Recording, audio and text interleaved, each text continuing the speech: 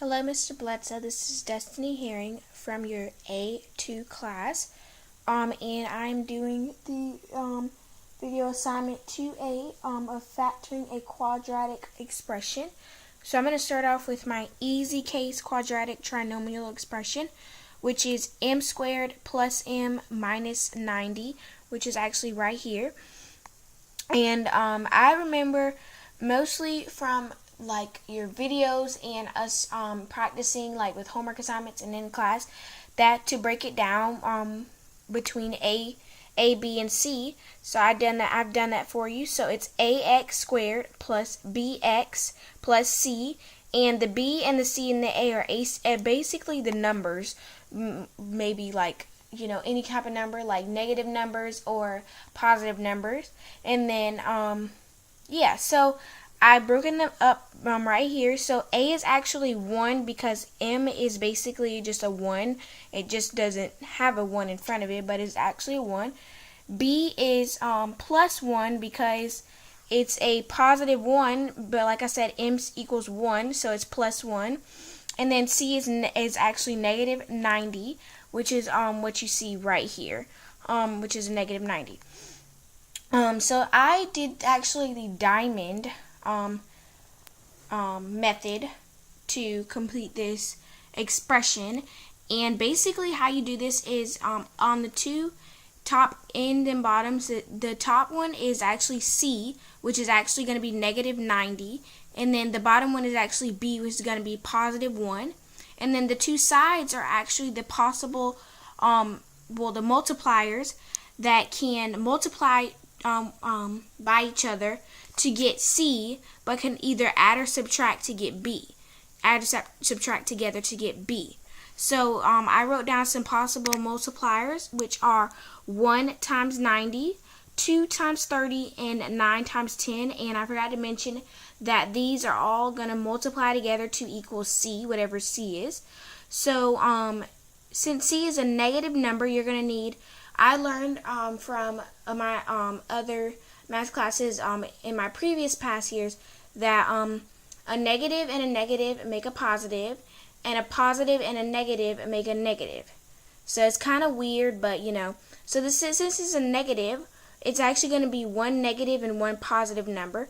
So I decided that it was going to be negative 9 and positive 10, and the reason why I decided negative 9 and positive 10 is because they have to add or subtract together to equal B.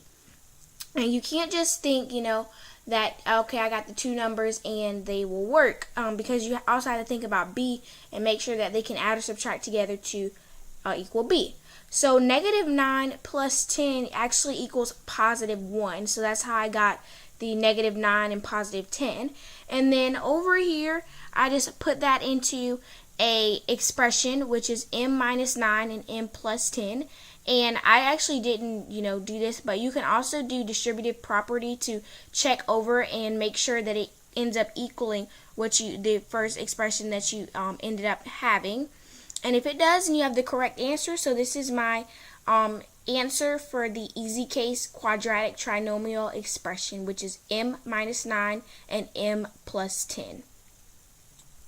Moving on to the GCF expressions, I learned a lot from greatest common factor because I think that it's really interesting, and it's probably like the easiest ones that I personally like that I've worked on in this year so far. So I'm going to start out pretty small just to kind of explain to you how I do my first learn how to find greatest common factor.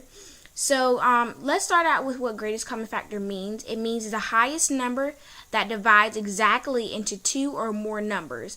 Meaning, like, let's start with my first one that I have, which is we're going to find the factor of 12 and 16. So the factors of 12 are 1, 2, 3, 4, 6, and 12. And these are numbers that can be multiplied with any other number to make 12. So 1 times 12 equals 12, and 2 times 6 equals 12, and 3 times 4 equals 12, and 4 times 3 equals 12, and 6 times 2 equals 12, and 12 times 1 equals 12. And then the factors of 16 are 1, 2, 4, 8, and 16. So 1 times 16 equals 16. 2 times 8 equals 16. 4 times 4 equals 16. 8 times 2 equals 16. And 16 times 1 equals 16. So I've actually matched up the numbers, and you're supposed to find like I said, the highest number that divides exactly into both of the numbers. So not meaning like that one number times another number equals that, the factoring number. That's not what I mean. I mean two numbers that both match, like 1 and 1. So 1 can factor into 12 and 1 can factor into 16, but that's not the greatest common factor. 2 times 2 can multiply into 12 and 2 can multiply into 16, but that's not the greatest common factor.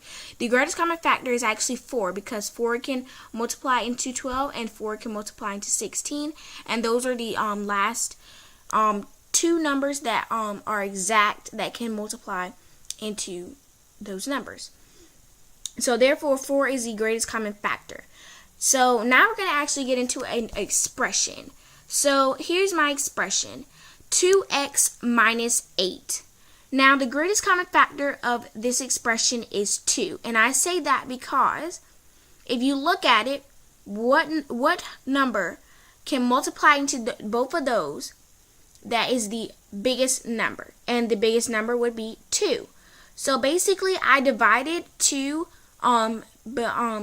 by 2x and by 8, and it gave me 2, and then in parentheses x minus 4. And if you did distributive property, you will figure out that 2 times x equals 2x, and then 2 times negative 4 equals negative 8.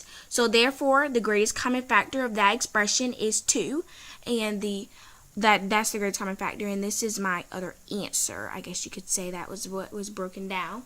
But like I said, the greatest common factor of that expression is 2. Okay. So now the last one that I had was the difference. I'm sorry, I forgot it. It's actually one difference of two perfect square expressions. So basically, this one was probably the toughest one that I've had to deal with.